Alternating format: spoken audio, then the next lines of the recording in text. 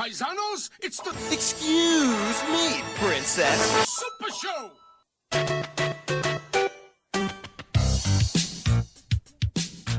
Hi again, and welcome back to the Excuse Me Princess Super Show, where we watch, review, riff on, and suffer through all 65 episodes of the Super Mario Bros. Super Show and Legend of Zelda cartoon in air date order, because we want to.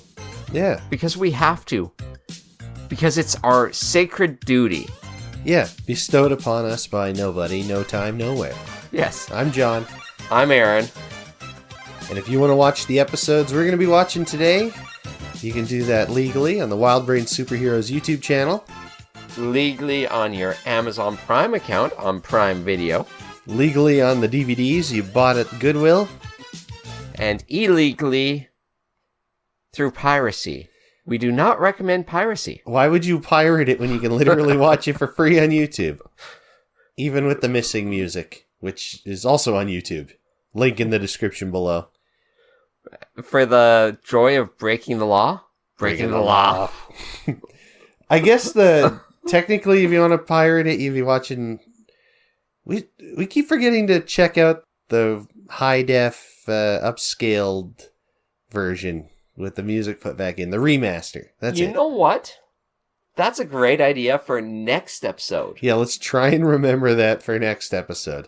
Especially because, not to bury the lead, next episode is going to be roughly our 1-year anniversary of releasing episodes. High five to John and I. We're too far away from each other to high five, so just have to imagine it. Yeah. Someone put in a funny high five sound effect right here. Also good. The episodes we're looking at today, the cartoon is still Mario and Joliet, but the live-action segment is not the previously advertised Captain Lou is Missing. It was a fake out. Yeah, it was. With fake bro. Yeah. Yeah, the episode we're looking at is Fake Bro. And, we might as well just talk about it now. For whatever reason, they, in the original airings, Captain Lou is Missing was used with this cartoon and with one near the end of the line. And then in later airings, this one got its own bespoke live-action segment that just presumably wasn't ready yet, or who the heck knows. Wasn't deemed fit for consumption. So technically, Mario and Joliet first aired on October 11th, 1989, and Fake Bro just got added to the rerun package later. Yes. But speaking of Fake Bro, let's go.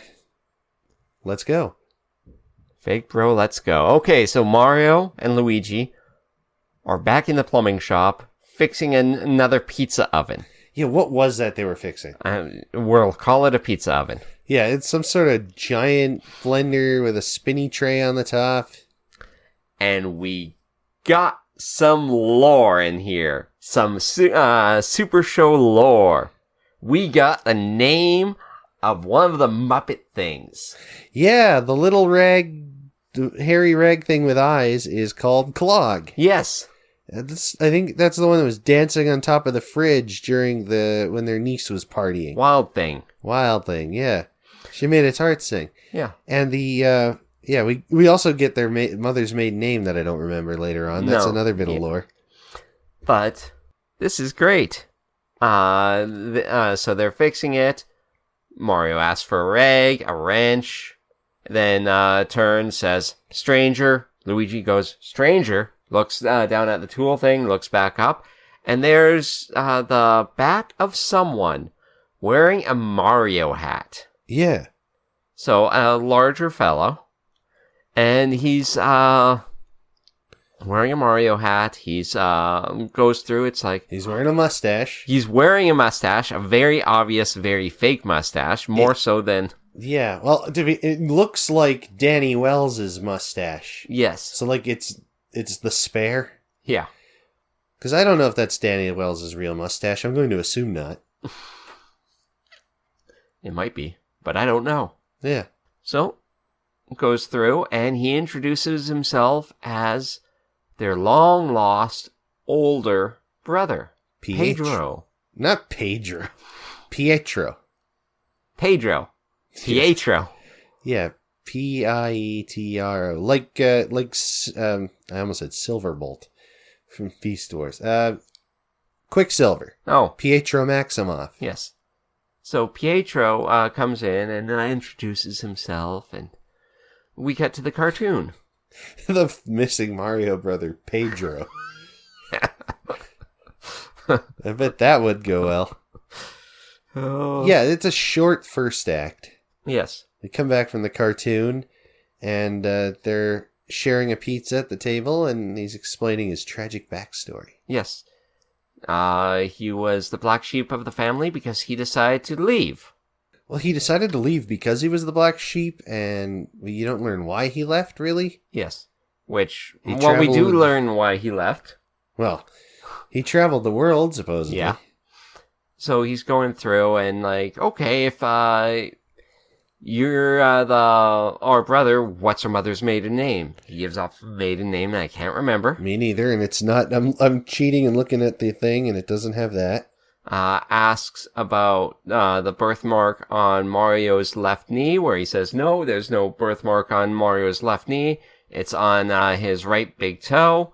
Yep. And then goes, and Luigi, you had a teddy bear named something else. Mr. Tough. Mr. Top. That is on here. Convinced, it's like, okay. But this is where we find out Pietro is wanting to take over the family business and sell it. Yeah, that's why he's come back. And then they'll all share the money. 70 for him, 30 for them. Yeah. Which Well- Mario insists is not very fair until he rephrases it as, no, okay, fine. 70 for me, 30 for you. Yeah. Which Mario's more than pleased with. Yes. Meanwhile, Luigi is still... that's jumping to the end. Because right after he announces his intention to help sell the business, it cuts to the Mario Brothers looking through the phone book. Say, hey, well, we look for a good lawyer. Enjoy these clips from The Legend of Zelda. Which is more and more clips from... We got a lot of what the plot of that episode's going to be. The castle sinks. Yeah. The princess is going to try to take the Triforce of Power, and the room is going to collapse on her. Yeah, she's not going to get the Triforce of Power. Yeah. Can say that with certain certainty. But anyway, we cut back, and that's when they start talking finances, while Luigi's still skeptical of Pietro's authenticity. Yes. And says, okay, let me call, he's going to call, He's going to call Mama, Yeah. originally. and then the pizza phone rings. As it so often does. Finally, the pizza phone rang again. Yes. And it's the IRS calling. Uh-oh. They owe $900,000 in back tax. If they had that kind of money, they could fix that wall. Yeah. They could explore the pipe void. Yeah, and never return. Yeah. So once learning that each of them would be responsible for paying a $300,000 share of those taxes, Pietro goes, I just remembered something. I'm not your brother. I got all the information on the who's who of plumbing book, and I just needed some quick cash now, so I thought this would be the best way. And he storms off. yeah, they don't try and get him arrested. No. Because fraud is funny. The Mario Brothers don't like to leave the basement that much. Although, to be fair, they end the episode about to leave. Yeah. But Mario still thinks they're on the hook for nearly $1 million. And no, Luigi just had a brilliant plan. He got the phone call from the pizza place saying that their pizza was done. So he pulled a fast one on the fast one. He made the whole owing money up, and now they're going to go celebrate and have a pizza. 70 for Luigi, 30 for Mario. Yeah. Split evenly. Yeah. And that's it. Happy ending. Yeah. The bros are going to go have a bite. So, fairly straightforward live action segment this week. But I actually enjoyed it. Yes. Because you know the guy's not the brother. So how are they going to get out of it? And Luigi, yeah, he does a good bit of the old switcheroo. Yeah. I think this is within the top third, just barely. Just barely. Bottom of top third. Yeah, bottom of top third. Yeah, it's because of its breeziness. Yeah. It wasn't a chore to watch. It had some good lines. Yeah. We got Clog's name. Yeah, we did. And a bit of the puppeting with him, too. Yeah.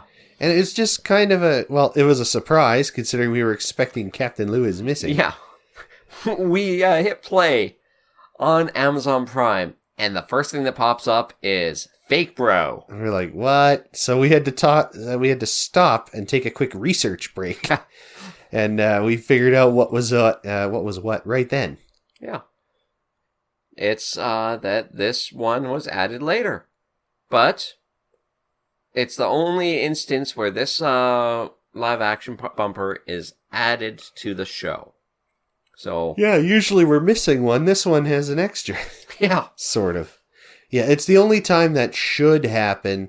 I know one of the live action segments is repeated, so technically during the original run, 2 of them were. But they've made a replacement for one of them. Okay. So I guess that counts for something.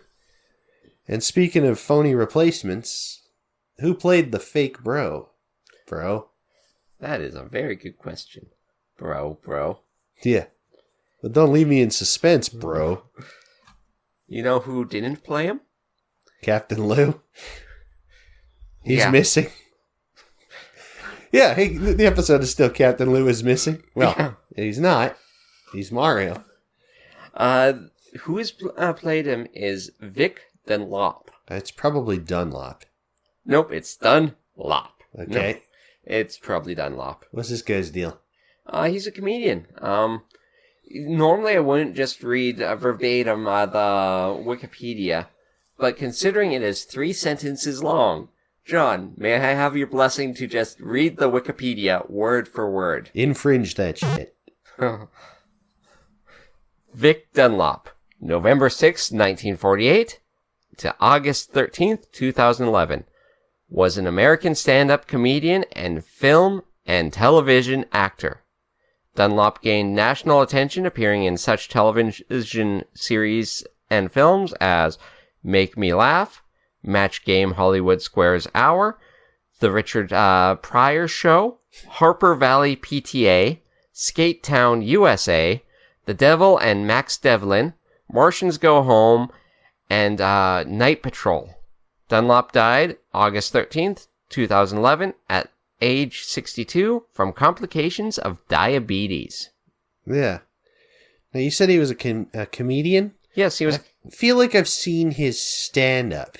Yes, it doesn't show that he's done just for laughs, but he might have. Yeah, because as Canadians of a certain age, we soaked up a lot of stand-up comedy via reruns of the Just for Laughs TV, show on the Comedy Network up here. Because that's their most reliable crack filler, except for Just for Laughs gags, which is a French candid camera, but with no dialogue, so you don't realize it's filmed in Quebec. Unless you recognize some of those street signs. And I thought he did pretty well. I thought so too. He is not going to return to the Super Show. Well, that's okay. Sometimes you get lightning in a bottle, and sometimes you get Pam Madison twice. Yes. Doing the same shtick. The one thing, and I will see about adding in a clip of this, is one of his stand-up things, because I listened to it for about, a minute? About that. Has a little bit of Star Wars in it. So I'm going to see about... I like a bit of Star Wars with my cake. I'm going to see if I can get it to mishmash perfectly for what I'm looking at. Mm-hmm. So John already knows, because I had to pause and do it. Yeah. And he's like, yes, that's that. But if it works, we'll put it right here. If it doesn't, well, still keep this part in, and you can just know that I'm a giant failure. Yeah. A terrible person and a giant failure. But if I did it, I'm the greatest person in the world, and you should all send us $5. Yeah. Eventually, we'll tell you how. Yes. Yeah, this didn't end up happening. Aaron didn't get it done before he went on vacation, and for the life of me, I could not remember what he had in mind, so I didn't even bother to try. But maybe it'll turn up somewhere, someday. Okay. Well, I think that puts a button on the live-action segment. Short and sweet, but not a bad one. No, and You know, we've had some fairly elaborate ones. This was a kind of a back to basics. Yeah, back to basics. Nice and enjoyable. We have more mixed feelings about the cartoon, so I guess it's time to get hooked on the brothers. But I'm not ready to get hooked on the brothers. Nobody's ready.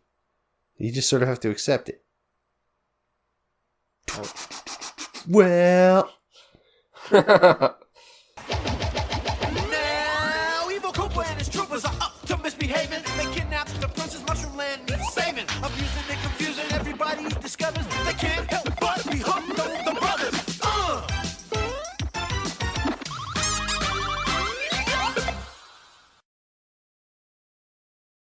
All right, and the cartoon, Mario and Joliet. So, good news, bad news, terrible news. Mario isn't the one with a love interest in this episode, which is good, because that always turns the whole thing sideways. Yeah. Except for the love potion one. Yeah, that's true. That was, I enjoyed that one. Yeah, that's an alright one. Yeah. Okay, so, they're in the... Was it the Kingdom of Romance or the Land of Romance? I want to say the Land of Romance. So do I. They're in the Land of Romance because they've received a call for help from Princess Toadstool's friend Joliet. And a wedding invitation. Yeah.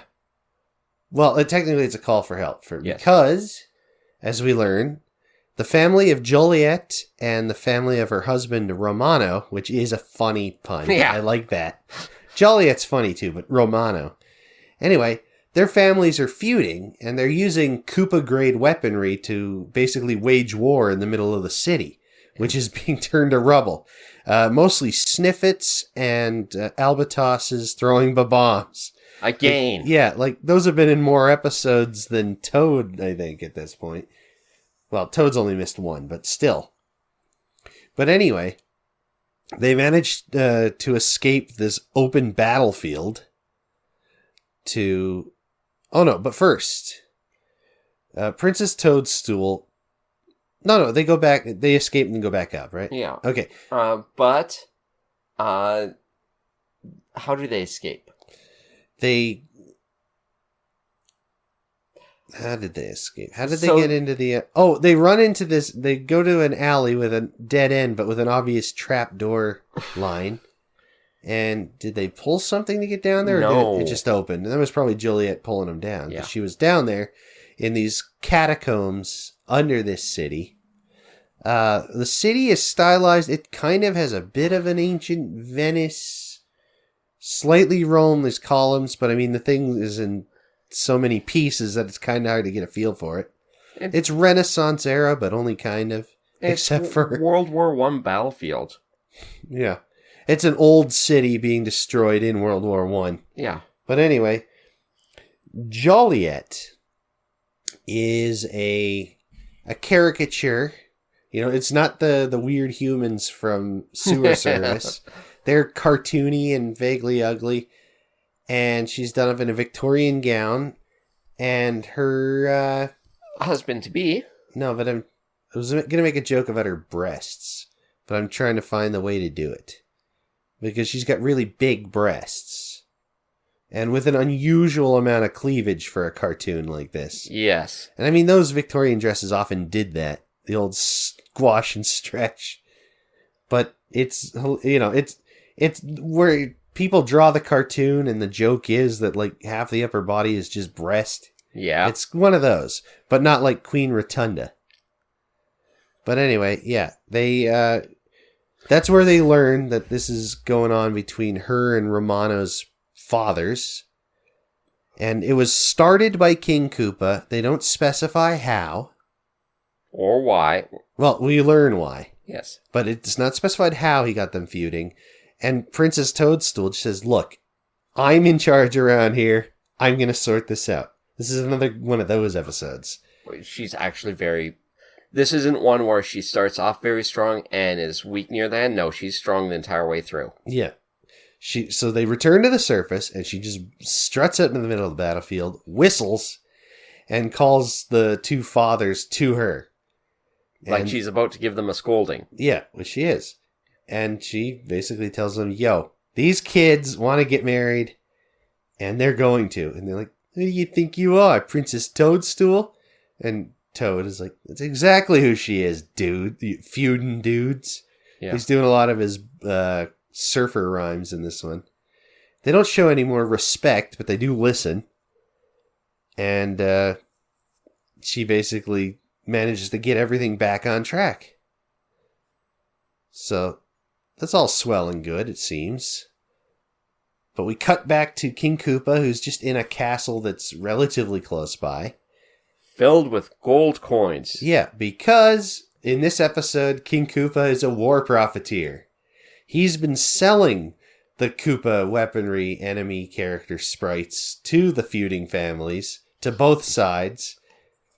What I'm hearing is he's a Lord of War. He is. Starring Nicolas Cage. Yeah. And slight pause while I adjust my posture here. That's going to get recorded and sound bad. Okay. Yeah, so he's talking. He's in his chambers, surrounded by money and a full-length mirror. And at first we thought there was a little animation trickery mistakes going on when he moves and his reflection doesn't. But then his reflection starts talking and he's standing there listening to it. Yeah. This is a little bit of mirror, mirror on the wall action. Yeah. Oh, he's watching the two fathers shake hands through his mirror, which seems to be a magic mirror G.I. Joe Cobra camera thing. And he pulls a lever on it and it turns back to just his own reflection. And his reflection starts telling him, you know, well, we gotta stop this. And we'll be broke by sunrise if they stop fighting. Yeah.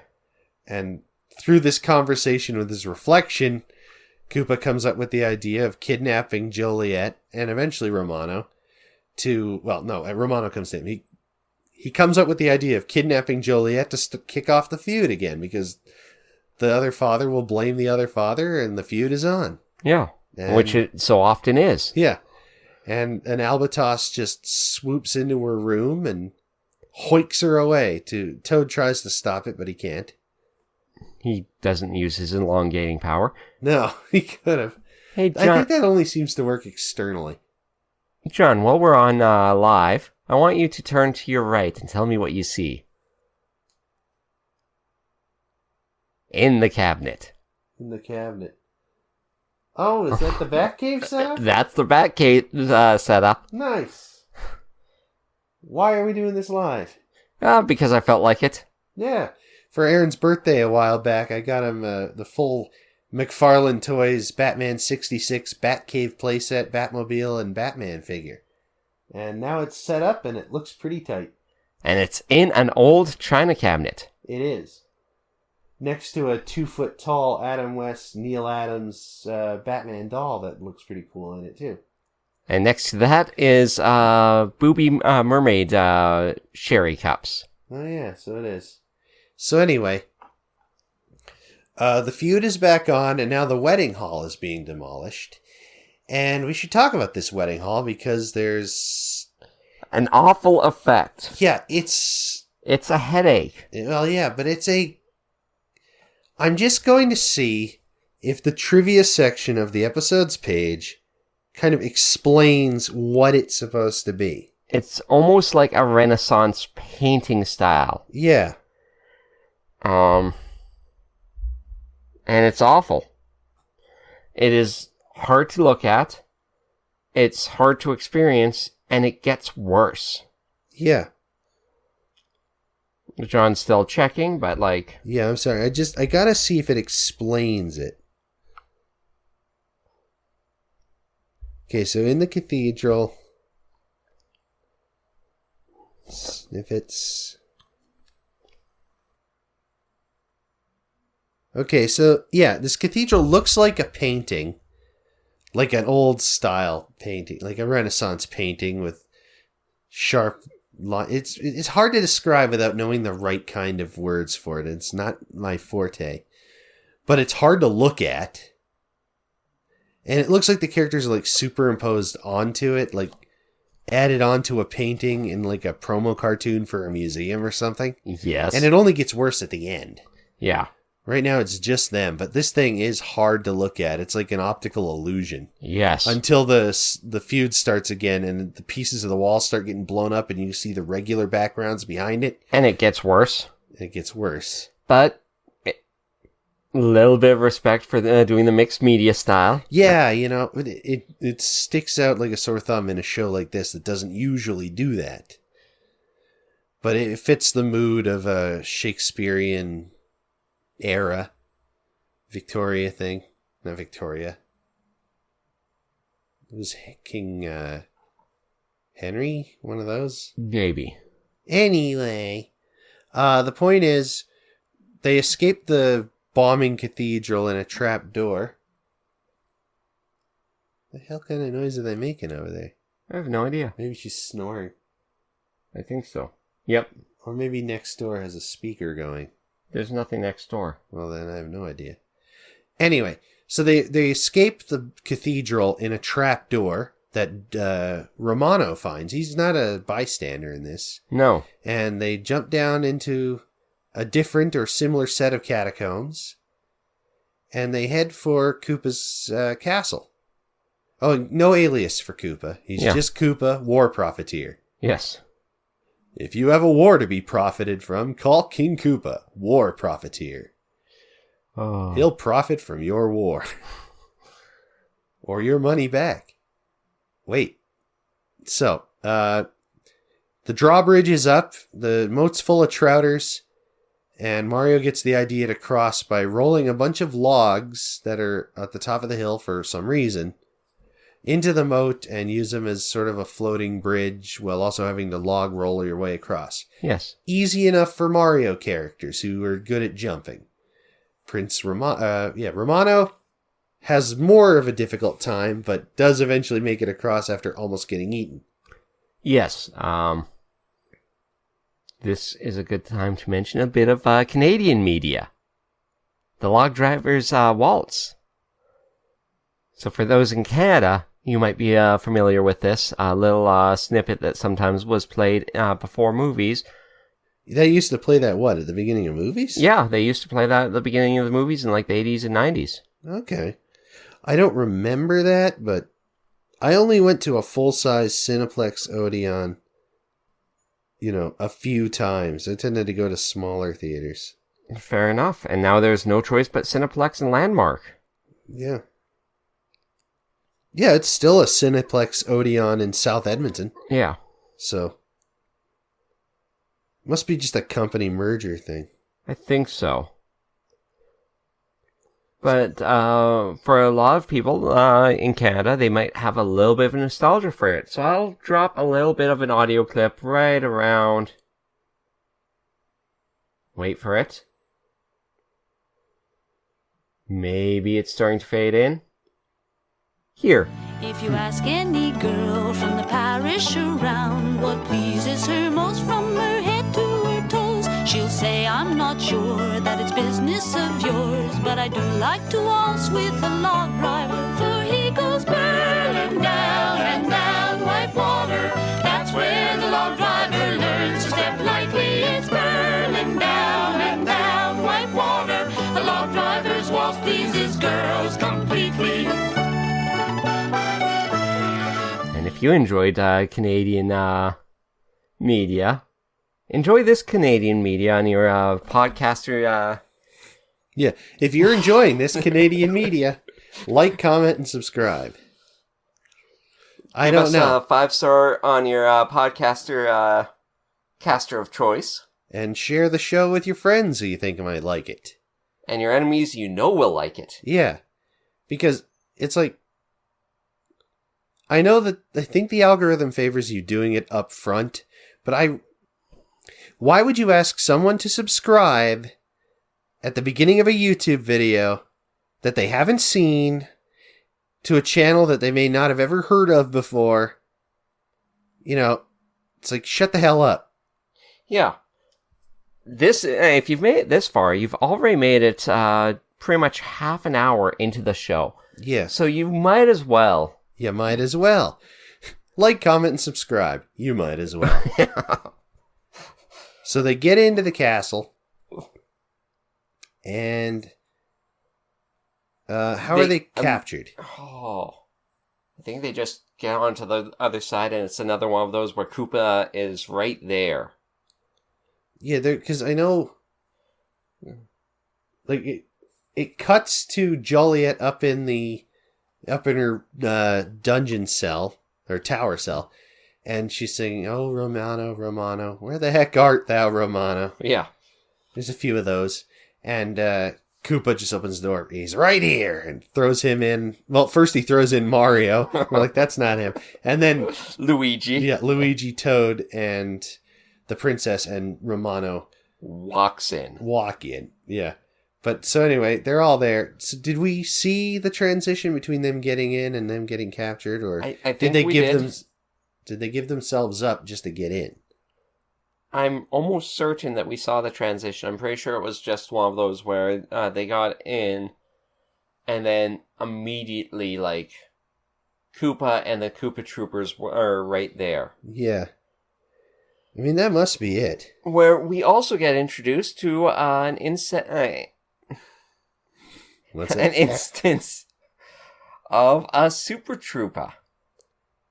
Which was the Super Trooper look like, John? The Super Trooper, named Grunt, Yeah. he looks like a Battletoad with a shell. Yes. Yeah, like that's it. He's one of the Battletoads. So we end up seeing that. Oh, they got caught in a net. Oh, yes! And Toad ends up saying something like, "It's a net!" Yeah, but it's one of those nets where they don't draw the see-through of it. Yeah. So it's just a grid bag. Yes. It's a good thing they have a couple of breathing holes. It's a grid. I can't do it. I cannot do it. It's a net! That's it. Yeah, no, I can't. Yeah. But anyway, It's a net! Yeah. Supposedly it was dropped by the Albatross, but it looks like it comes up from under them. Yeah. And yeah. So yeah, Grunt, the Super Trooper. He is an ugly one. He's got his tongue sticking out all the time. And he has a shell. And he's holding guard. Now, compared to last episode, if you were to tell me to describe what I think a buff version of a Koopa Troopa from this show would look like, it's this. Yes! Not whatever the hell we were looking at last episode. Not something made way more humanoid. And compared to last episode, the other thing I want to circle back on. Last episode, when we were describing Koopa, we described him as without his shell. And no, because even without his shell, he would have been more round. They made him into a trapezoid the last episode. Yeah, just like the Koopa Troopa, just like Mouser, Oddjob. He had a weird, broad superhero build, but not in a streamlined Bruce Timm kind of way. Kind of like buff Hercules. We also missed something when the princess first jumped out of the sewers. Oh yeah, it was cool. Mario and Luigi get under the opening, and they get their hands together, and we're like, and the princess raises her dress a bit because she's gonna run, and we're like, what the? And then she runs, jumps on their hands, and they give her a big boost right out of the hole, and then she lands perfectly. 10 points, no notes. Yeah, that was cool. And I don't think it was a dress flutter. No, it was just a good landing. Yeah, but yeah, so they're locked in this cell. And Toad comes up with an idea. Okay, so we pan away from the cell door to where Grunt is standing lifting weights. But he just... Grunt appears. Yeah, near the end of the pan, all of a sudden there's the cells of Grunt and the 3 large dumbbells. He's just there. He pops into thin air, or out of thin air. Is he related to Lyle? Maybe. I think Aunt Louigina would like this guy. Yeah. So, yeah, Grunt is there, lifting weights, and Toad is like, big deal, I knew a Troopa who could lift 2 weights. So then he's got 1 big dumbbell in each hand. It's the big long ones. Yeah. And John's going, it's like, I sure hope they don't ask him to lift another weight. Yeah. Immediately. It's the old no-handed push-ups joke. Yeah. Is where I was going. But the princess leans through and says that she knew someone who could lift 3. So Grunt picks up the other one in his mouth, and we thought, okay, it's just going to weigh him down. But instead, the floor beneath him crumbles. He falls through, and the weights all fall on him, and he is dead. Yes. He's got to be dead. We don't see him again, so he's probably dead. Yeah, at least we don't see him in the rest of this episode. Or he might be in intensive care. Maybe. I wonder what Koopa's medical policy is. Well, he keeps abandoning Mouser and Triclyde. Is he replacing him with new ones? Occasionally buff ones? Is he pulling... He goes down a line in Mouser's. No. You, the tall one. You like Bond movies? No. Neither do I. Good, let's go. But no, yeah, so... Problem. He had the key. Yeah. Solution. Joliet is throwing away flowers. We will escape. We won't escape. We will escape. Yeah, we won't. And picking the petals on what was her bouquet that she brought with her, or she had on her when it was captured. And I immediately guessed they're fire flowers. Yeah. And then Mario said, "We will get out. That bouquet is made of fire flowers." It's like, yep. Now, just like in it's sort of like in the modern Mario movie where Toad snuck a fire flower or an ice flower into the princess's bouquet. yeah. Oh, that was a good movie. It was a good movie. I just recently rewatched it because Chelsea and I ended up going through and watching every movie that our pets were named after. Your pet was named after... Which pet was named after... Oh, Koopa. Okay, but he wasn't named after that movie. No, but... He was named after King Koopa from Mario. Yeah, but we had the choice between the Mario movie in the 90s and the one that's easily accessible on Amazon Prime. Hey, Shadow, what's up? It's me, King Koopa. You know, from Mario. It's me, the devil. You know? From Mario. From the Bible. It's me. Shadow, it's me, the devil. I'm here to convince you to do sin. Hey, Shadow, it's me again. I have a fun new sin idea. Hey there, devil. Yeah. Hey, by the way, what's your name? I don't know, I feel like that's kind of self-explanatory. You know, from Christianity. You ever been to church? You ever read a Bible? Anyway, yeah. So, good movie. I understand some of the criticisms with it. It's more like a movie based off the concept of Mario itself, but I've seen worse. Yeah. And some scenes should have all been 3 minutes longer. It's a skeletal movie sometimes. Anyway, we're not talking about that. We're talking about they bust down the door with the fire flower, which just knocks the door off its hinges. No singe marks. No. Fine, whatever. Which is important for later. Yes, I think, yeah. It didn't blow up the door. It didn't damage the door in any way, because as Aaron said, it comes back. So they're going down the spiral staircase, and who's at the bottom but King Koopa and 6 Koopa Troopas. Regular Koopa Troopas. And he tells the Koopa Pack to attack. And they do. And Mario tells them head back up while he holds them off, and he starts flinging fireballs. And they use the door, and... Yeah, but in the meantime, the Koopa Troopas take their shells off and start using them as shields, like on their arms to bounce the fireballs, which is an interesting idea. Mm-hmm. Even though, the Koopas are not fire flower proof in the games, whatever. Yeah. I'm not going to worry about that. It's still Mario fighting Koopa Troopas with a fire flower. It's a bit of game stuff. Yeah. And anyway, they head back to the top, and the rest of the guys make a makeshift cart out of the door and 2 of the dumbbells acting as wheels, which apparently they had to pull those dumbbells out of the pit and wipe the blood off. Yeah. Because they looked pretty good. And they come back down the stairs on this cart. I hope everyone's wearing a mouth guard for this one. And it's good timing because Mario's fire flower has run out, which apparently can happen. Yeah. Well, we've seen it. We don't think he got sad. He didn't get hurt, so it must have been the time limit one. Or he just was missing his friends. Maybe that's it. I miss my friends. But, So he jumps up just as they pass underneath him and lands on it, or behind it, hanging on. Mm-hmm. All the Koopa Troopas, to their credit, just stand flat against the wall and let it go by. And the drawbridge that used to be up Okay, yeah. is now down. Yeah. So that Koopa can make a big show out of pulling up the drawbridge to prevent their escape, the drawbridge suddenly has to be down, even though it was up, and that's the reason they had to cross the moat on the logs to begin with. And it's not like they had to lower... pizza order. Hey, President Koopa, your pizza's here. There, we've referenced both Mario movies in one episode. Oh. But no, at some point he lowered the drawbridge for what is apparently no reason. Maybe he had another shipment of weapons to sell. Yeah.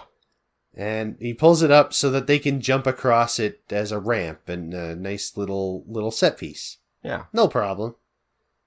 And then, they make it back, and the wedding is back on in the ruins of the cathedral. Yeah. And now the feud is off. The feud is off. Currently. And the Renaissance painting is now filled with cardboard cutouts of Renaissance painting people who at first we thought were just actual crowd-filling extras drawn that way as part of the gag.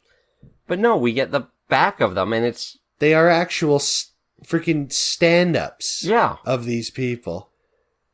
And I thought they were just a background element, and then one of them got hit in the face by a piece of food, because as the feud is back on.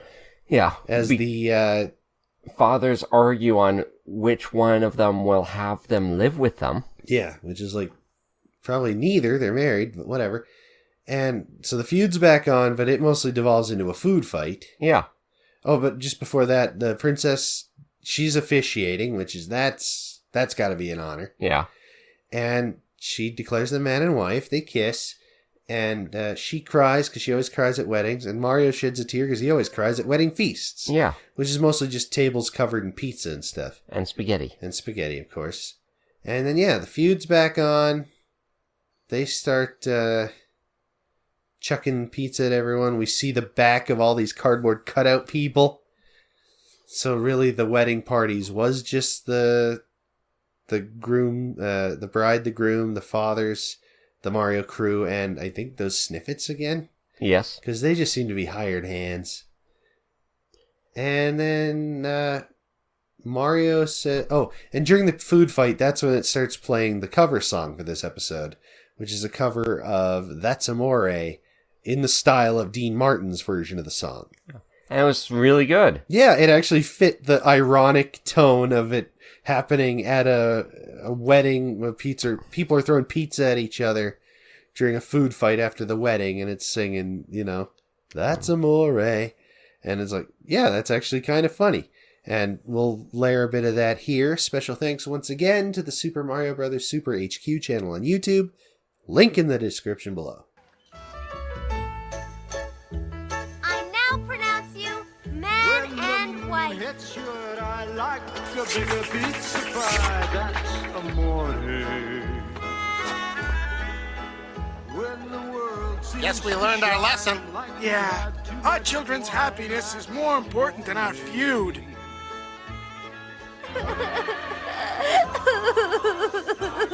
I always cry at weddings. I always cry at wedding feasts. Please don't sue us. They never replied to my message asking me if I can use this, so, better to ask forgiveness, right? If they ignore you asking for permission. And, the episode, Iris is out on Mario saying something. What was the joke? He says something to the camera. Because it was... The beginning and end of the episode have these play borders. Yeah. Instead of just the title being written, it has like a title card of Mario and Joliet, and it pulls away. Because the whole thing... I think the gimmick is that parts of it are supposed to be sort of like a play, and that's what these extras being cardboard cutouts and stuff are for. Yes. But then the rest of the episode, it doesn't really make sense. Maybe that's... I don't know. But Mario says... He says this is his kind of feud before eating the spaghetti that was on his head. Oh, yeah. Having a laugh. So Feud this is fight. a feud fight, yeah. And, that's Mario and Joliet. An interesting little episode. A filler kind of episode. Oh, yeah. But in that less way. We'll get to that. Yeah. Excuse me. I'm drying out here. I actually kind of liked this one. So did I. The art style's a little difficult sometimes. I think at least the human people were cartoon people. I think one of the issues with the art style is we have a crisper. We have a crisper drawer, and it really doesn't help. The image is crisp now compared to that little bit of fuzz you always got on the tube TVs. It's true. That does literally smooth out the edges. Yeah, because a lot of it, we were getting very blatant line work. Yeah. Like lots of aliasing on these masters. Lots of combing. Mm-hmm. And we're looking at it on a big TV, and it's crunchy. Because it was uploaded at a low resolution, too. And yeah, but you get past that. No stupid Koopa alias. He's just King Koopa. It's another one of those, he's encroaching on one of the Mushroom Kingdom lands and sort of consolidating his power. Yeah. By interfering with the local politics and making a few bucks on the side. But, in terms of, the characters are all likable. Princess Toadstool puts on a really good show. I'm always partial to episodes where Toadstool is actually doing leader stuff. Yes. So that's a point in its favor. The cover song's well utilized, even if it's just for an ending gag. Everyone except Toad was at the top of their game. Yeah, Toad, this is not a Toad Warrior Toad. This is sidekick who hits a wall and makes the squeaky noise Toad. Yeah. Squeaky nose. I'll give you a squeaky nose. Thanks. So, yeah, how did you like it? I've seen much worse Mario episodes. It's true. I've seen much worse, better Mario episodes. That's true, too, in a weird way, I think. But no, yeah, it's a parody one, but it's the harmless kind. The kind that doesn't break the show's...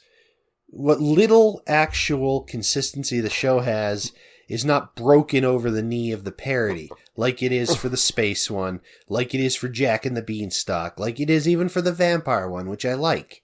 Like it is for the Bond one. Like it is for the Bond one. That one is...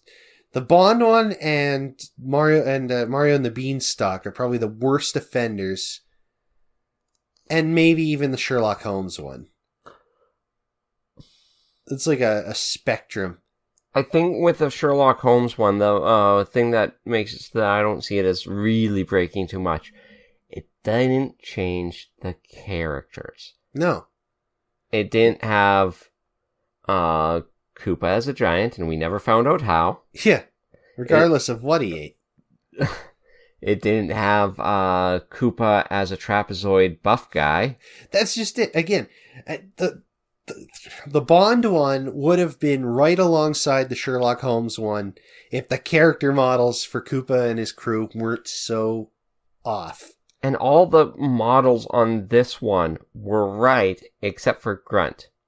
Yeah, and that's just supposed to be a super mutated Koopa Troopa. Yeah. So that's fine. Again, like I said, if you'd asked me to draw a stronger buff Super Koopa Troopa, that based off the ones on the show, that's about right. Yeah. A Battletoad with a shell. A lot better than what I was actually expecting after this last episode. Yeah. Even if he did just appear out of nowhere in that hallway. Yeah. But yeah, so that kind of segues us into lore filler, but first we have the writers and voice acting section. Yes. If we're ready to head for that. Yeah, and I think we have new writers. We do. But to start us off... writers go first. Alright, the episode was written by David Tishman and Michael A. Medlock. This is their only credit for the Super Show. And it's not one of those pairs where they always write as a team. I think this was a bit of script doctoring from one. So David Tishman, he's only got 2 other credits on IMDb. He wrote an episode of a super cop show called Viper that I've never heard of, but apparently ran for like 4 years from 94 to 99. And the only actor, I briefly through the list, and the only actor I recognize is Dorian Harewood, who voiced Tombstone in the 90s Spider-Man cartoon, and sometimes voiced War Machine on the Iron Man cartoon, because War Machine had like 2 or 3 different voices. In a few episodes, he was James Avery, Uncle Phil and Shredder. But anyway, David, he also wrote 2 episodes of the Monsters vs. Aliens CGI cartoon from just after that movie came out. What's that, 2012? I think so. Or so, yeah. I didn't mind that movie. And then his only other writing credit is this episode of The Super Show. The other thing of note for David Tishman is that he's a comics writer. His most 2 notable ones are both for Vertigo: American Century, which I'm not familiar with, and Angel and the Ape, which I have heard of.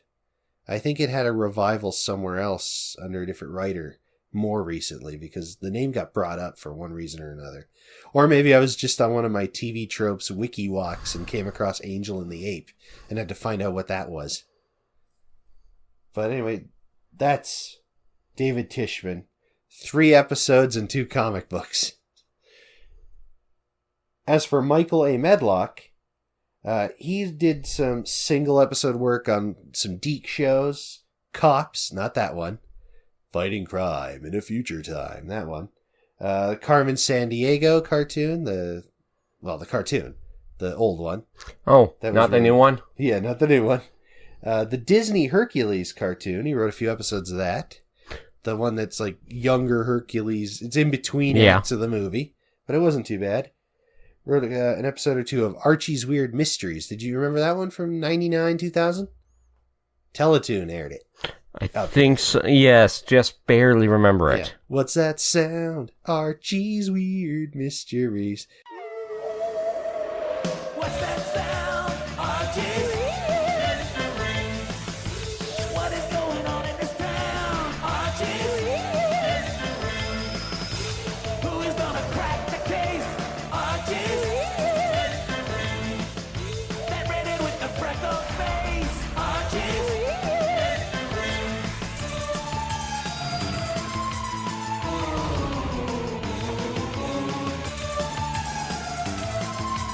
Things are getting weird in Riverdale. Hey, what's that sound? Archie's mysteries. What is going on in this town? Archie's mysteries. Archie, Reggie, Veronica, Peggy, Jughead too. Where? Archie's Weird Mysteries. I hated all the voices of the Archie characters in that, but that's because I didn't have voices in my head for them, or if I did, it wasn't those. It was lots of, oh, Archie talks like this, and, that kind. They all had cartoon voices, and it bothered me. But it was an okay show. It was, mystery light, less scary than Tales from the Crypt Keeper. And he wrote a few episodes of Buzz Lightyear of Star Command. I remember enjoying that one, but not too much. No, it was pretty good. I remember they released the pilot movie with all of because Patrick Warburton played Buzz Lightyear in that show. But they put out a pilot, they released the first 3 episodes, the 3-part pilot, on video with Tim Allen redubbing Patrick Warburton as Buzz Lightyear for the video. Oh. Yeah, that's just an interesting bit of trivia. So you get Tim Allen on the videotape, or the individual episodes have Patrick Warburton as Buzz Lightyear. Buzz Lightyear to Star Command. Come in, Star Command. I don't like this. Buzz Lightyear to Star Command. Come in, Star Command. I don't like this. And that's a show that hasn't been re-released. It's not on Disney Plus, I don't think. It never got DVD. I think that tape of the pilot is it for one of those. I think everything else is episode rips from Toon Disney and Family Channel. If you want to watch that show illegally, you can't. Yeah, sorry.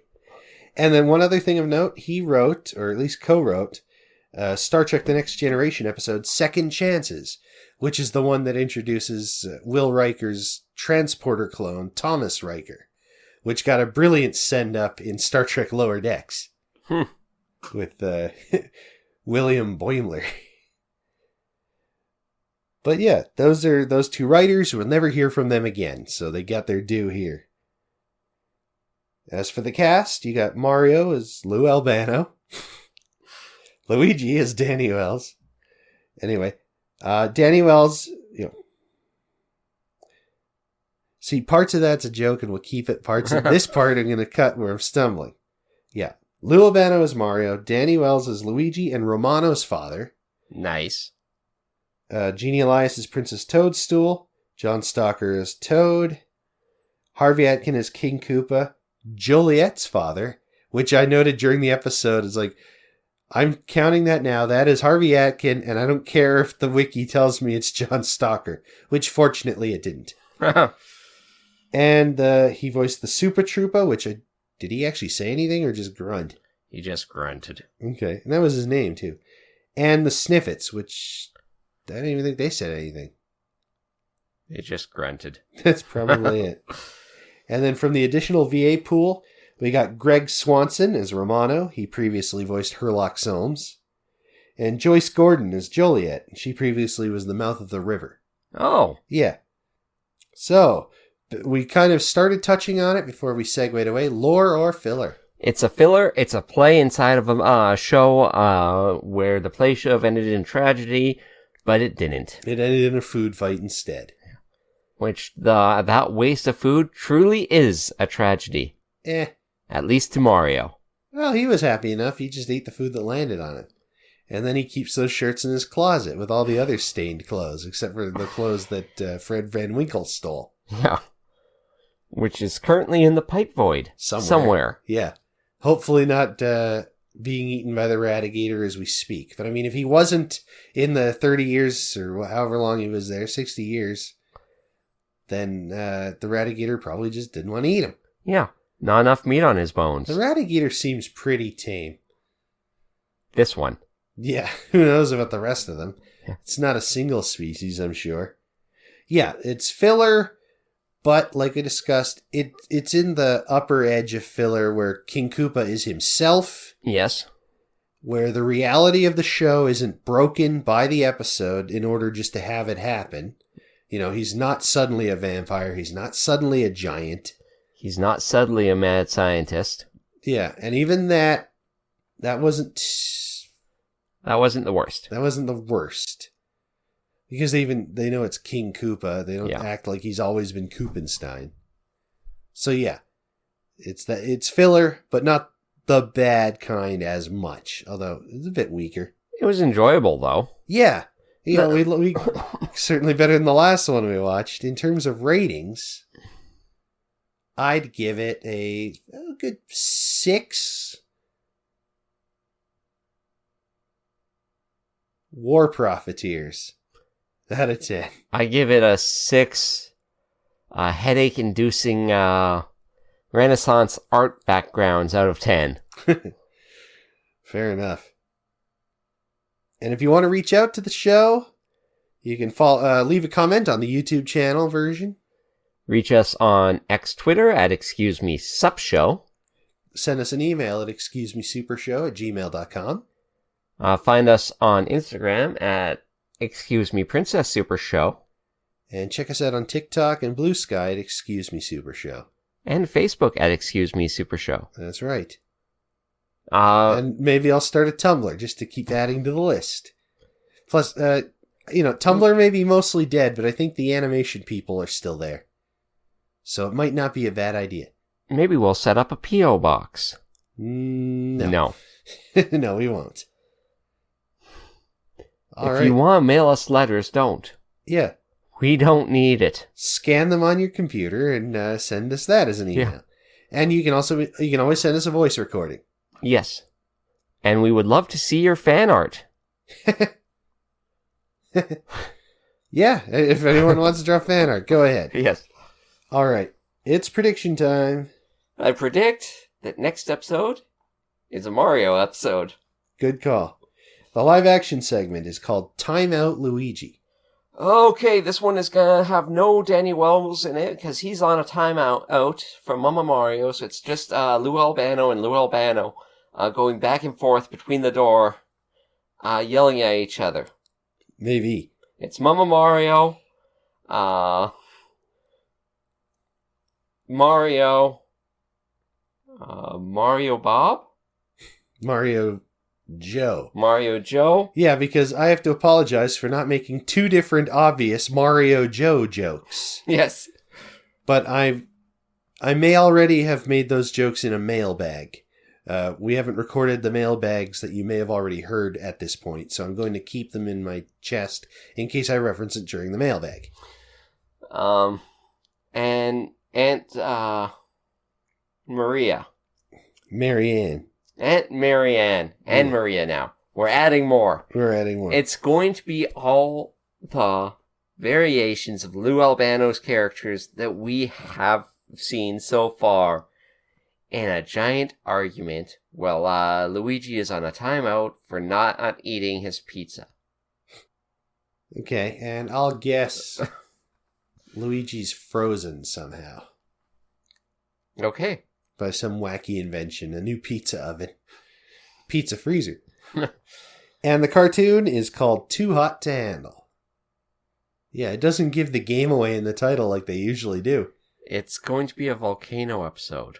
Oh, we'll strap you down anyway and we'll make you watch it. Yeah. It's the episode that the movie Volcano was based off of. Ooh. The Mushroom Kingdom is on a fault line. Mario's boots are melting. Because of the subway system that's been installed. Volcanic activity is going to be extra dangerous because the lava will now be able to move through the subway. Is that what happens in that? Yeah. I haven't seen that movie in a long time, pardon me. It's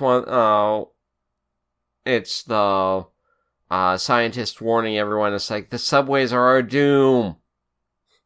It's the biggest anti-public transit PSA that we've ever had. We gotta fight trains with volcanoes. Yeah. Okay, and I'm gonna guess not desert. They've done desert. They've done fire flowers as a MacGuffin. That's too hot to handle. Koopa's using a device to make it hot. Okay. Like a weather wizard kind of thing going on. But we'll find out if it is too hot to handle next time. I'm Aaron. I'm John. And until next time, everybody, do the Mario. Let's do that again. Do the Mario.